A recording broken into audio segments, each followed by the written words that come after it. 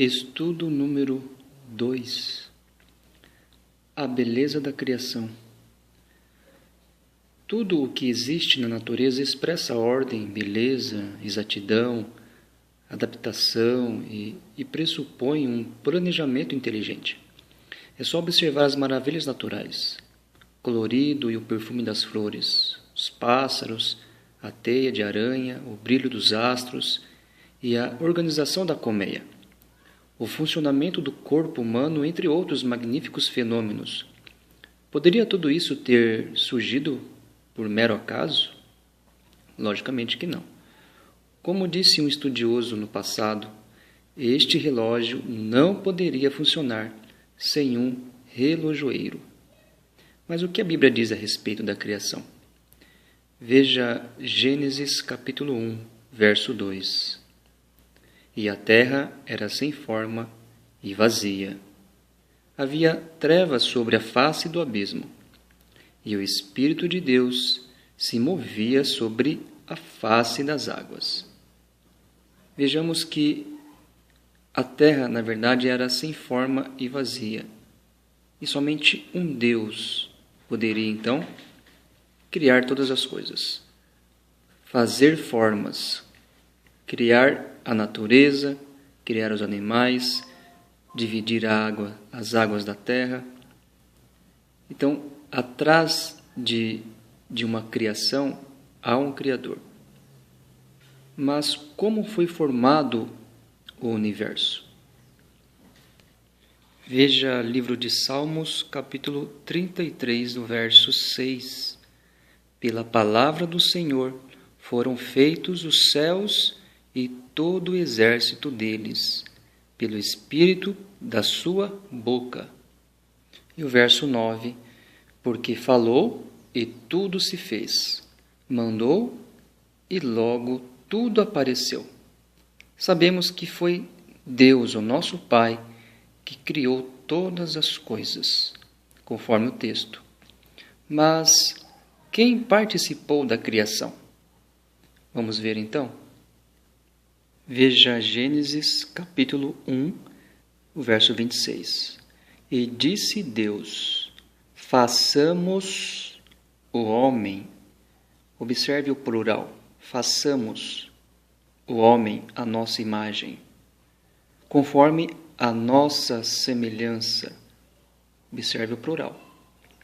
E domine sobre os peixes do mar, e sobre as aves dos céus, e sobre o gado, e sobre toda a terra, e sobre todo réptil que se move sobre a terra. Veja Gênesis 3, verso 22. Então disse o Senhor Deus, eis que o homem é como um de nós. Veja o plural.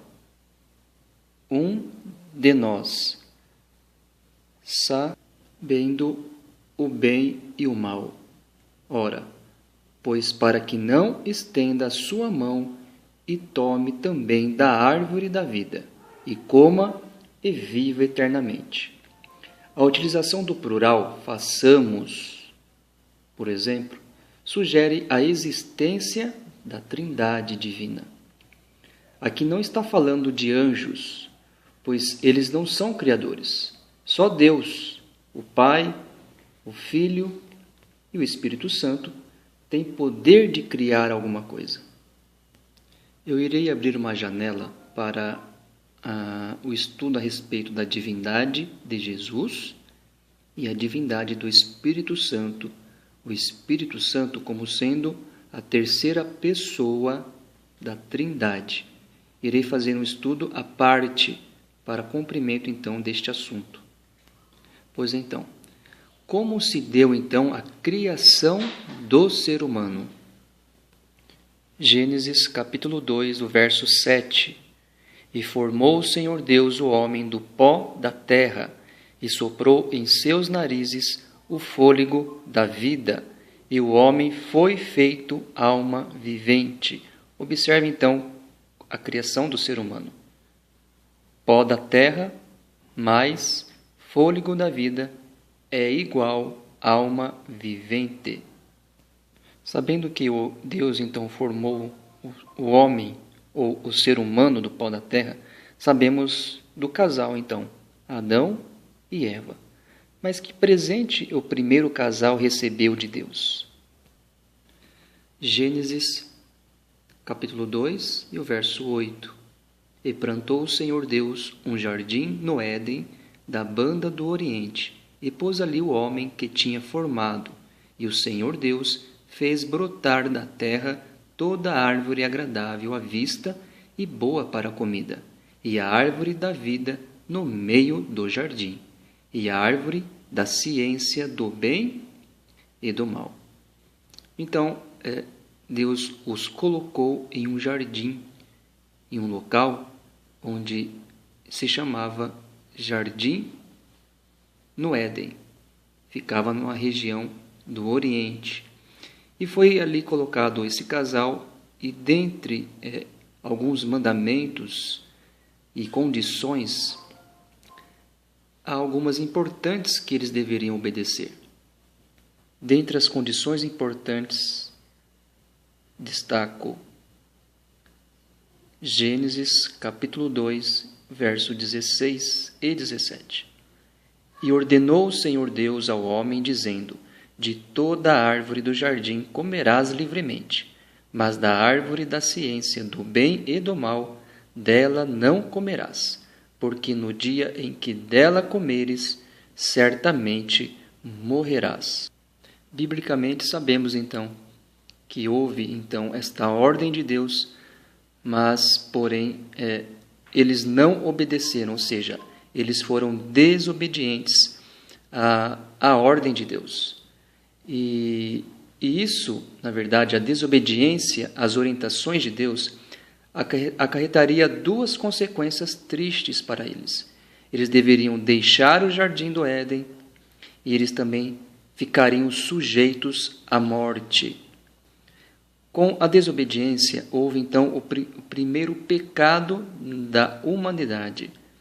E, consequentemente, este pecado causou separação entre o ser humano e Deus. Então, qual a consequência do pecado do ser humano? Essa triste consequência. Isaías 59, verso 1 e 2. Eis que a mão do Senhor não está encolhida, para que não possa salvar, nem o seu ouvido agravado para não poder ouvir. Mas as vossas iniquidades, ou pecados, fazem divisão entre vós e o vosso Deus, e os vossos pecados encobrem o seu rosto de vós, para que vos não ouça. Então, esta é a triste consequência do pecado, o afastamento de Deus. Mas qual é o real desejo de Deus para todas as pessoas? Jeremias 29, verso 13. E buscar-me-eis e me achareis, quando me buscardes de todo o vosso coração. Que esse seja o seu desejo. Que seu desejo seja conhecer e amar cada vez mais a Deus, confiar nele e entregar seus caminhos e sua vida.